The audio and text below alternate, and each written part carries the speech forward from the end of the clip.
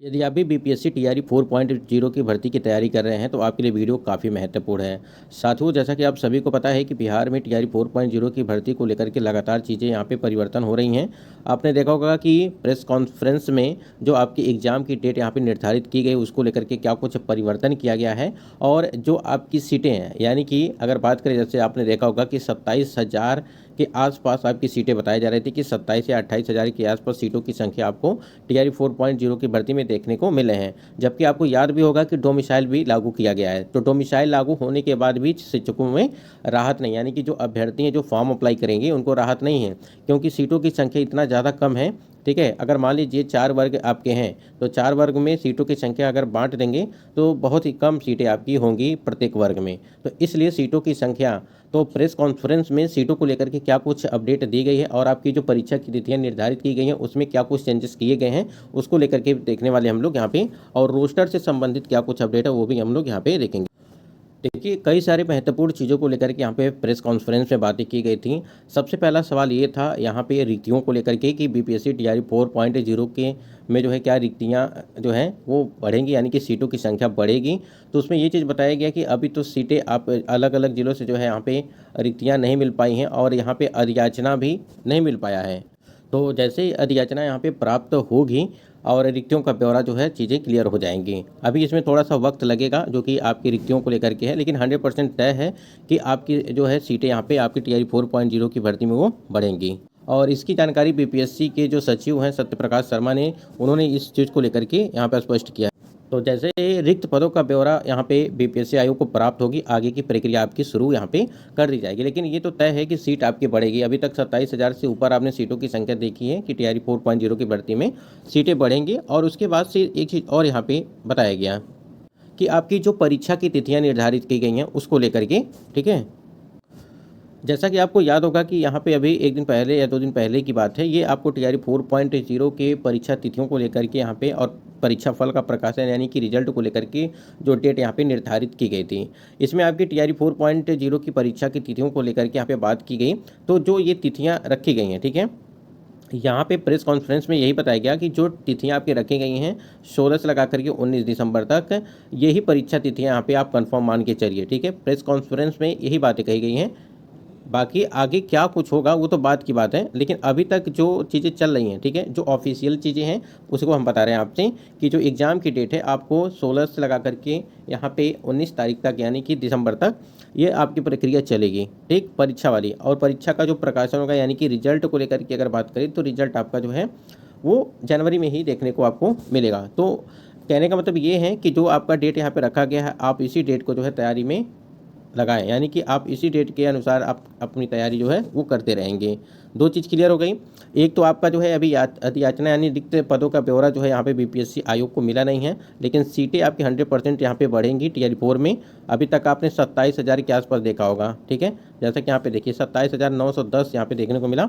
और उसके बाद यहाँ पे परीक्षा यानी कि एग्ज़ाम डेट को लेकर के जो बात की गई थी कि एग्ज़ाम डेट में क्या परिवर्तन होगा, या तो यहाँ पे यही बताया गया कि ये डेट फिक्स है। ठीक है, अगर सब कुछ ठीक ठाक रहा तो यही इसी डेट पे आपकी परीक्षाओं का आयोजन किया जाएगा। तो इसमें उन कैंडिडेट के लिए फ़ायदा होगा जो तैयारी कर रहे हैं उनके लिए। अब आपको भटकना नहीं है कि क्या डेट आगे बढ़ेगी पीछे आएगी, ये सारी चीज़ें नहीं करनी है, आप तैयारी कर।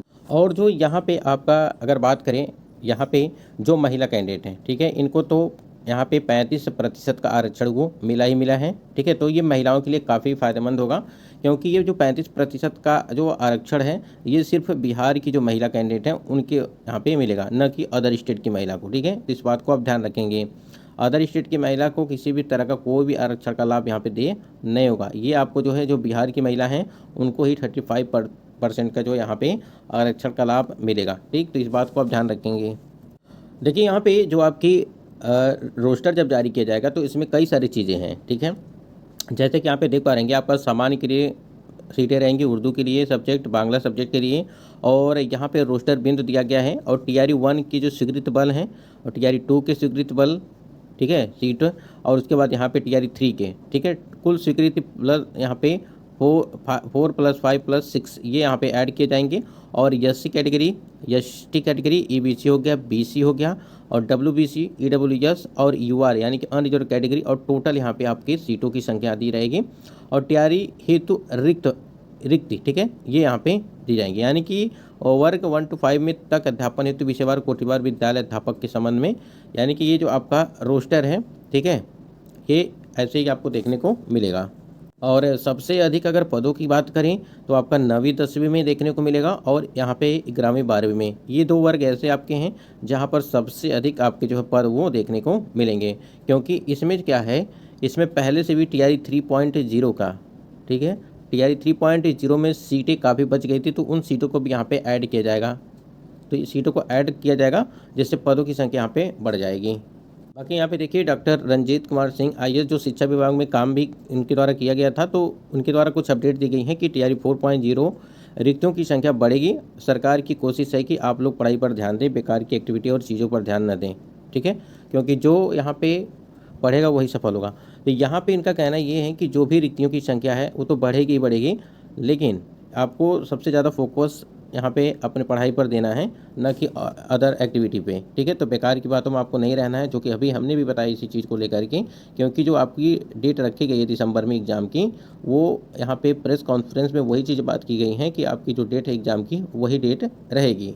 एक चीज़ और भी कैंडिडेट के लगातार कमेंट्स आ रहे हैं कि यहाँ पे एज रिलैक्सेशन को लेकर के, तो एज रिलैक्सेशन को लेकर के अगर हम लोग बात करें यहाँ पे, देखिए पिछली बार जो TRE 3.0 की भर्ती कराई गई थी, तो उसमें लगभग 72 या 73 हज़ार के आसपास जो है कैंडिडेट ने एज की वजह से जो है फॉर्म अप्लाई नहीं कर पाए थे, ठीक है, क्योंकि हमने आपको कई सारे वीडियो में आपको बताया भी था उस टाइम पे जब भर्ती आई थी, तो वहाँ पर बहुत सारे ऐसे कैंडिडेट कई हज़ार, जैसे कि 73 हज़ार के आसपास हमने बताया कि शिक्षक जो थे, मतलब कि अभ्यर्थी, उन्होंने फॉर्म अप्लाई नहीं कर पाया था। तो इस बार हम लोग प्रयास कर रहे हैं कि जब भी नोटिफिकेशन जारी किया जाए तो उसमें एज रिलैक्सेशन आपको कम से कम 10 साल का जो है दिया जाए, क्योंकि आपकी TRE 1 की भर्तियों में, TRE 2 की भर्ती में दिया गया था, सिर्फ TRE 3.0 की भर्ती में ये चीज़ें नहीं देखने को मिली थी, जिससे काफ़ी ज़्यादा जो है यहाँ पे समस्याएं यहाँ पे देखने को मिली थी। तो इस बार जो है आपको मौका मिलेगा, प्रयास हम लोग कर रहे हैं कि इसमें जो है आप सभी का भला हो। वहीं आपने देखा होगा डोमिसाइल भी आपको लागू कर दी गई है। डोमिसाइल लागू होने के बाद भी जो बिहार की शिक्षा मतलब कि अभ्यर्थी हैं वो काफ़ी ज़्यादा परेशान है, सीटें कम है जिस उस वजह से जो परेशान है। तो आपको परेशान नहीं होना है, आप अपनी तैयारी करें, सीटों की संख्या आपको 100% तय है कि आपकी बढ़ेगी ही बढ़ेगी। या स्टेट की परीक्षा की भी तिथियों की घोषणा कर दी गई हैं और बहुत ही जल्द यहाँ पे आपके आवेदन भी लिए जाएंगे, तो डॉक्यूमेंट सभी रेडी करके रखेंगे। और TRE 4.0 को लेकर के भी हमने एक वीडियो बनाया है जो कि डॉक्यूमेंट से संबंधित है, तो उसमें जो है आप जो भी इम्पोर्टेंट डॉक्यूमेंट्स हैं, जब आप फॉर्म अप्लाई करेंगे तो कौन कौन से डॉक्यूमेंट चाहिए उसको लेकर के हमने वीडियो अपलोड कर दिया है, उसको ज़रूर आप लोग देखिएगा, जिससे आपको फ़ायदा होगा। क्योंकि देखिए जब फॉर्म अप्लाई होने लगता है तो उस टाइम पे आप सभी डॉक्यूमेंट बनवा नहीं पाते हैं, या बना रहता है तो आप वहाँ से ला नहीं पाते हैं विद्यालय से या कॉलेज से, ठीक है। तो सबसे पहले अपने सभी डॉक्यूमेंट को अपने पास रखेंगे, क्योंकि सभी डॉक्यूमेंट को जब फॉर्म अप्लाई करेंगे तो अपलोड करना रहता है, ठीक है। तो ऐसे में आपको वो चीज़ें होनी चाहिए, न कि आप जो है कि प्रोविजनल, ठीक है, जो चीज़ें हैं अगर ओरिजिनल है तो आपके लिए सही होगा।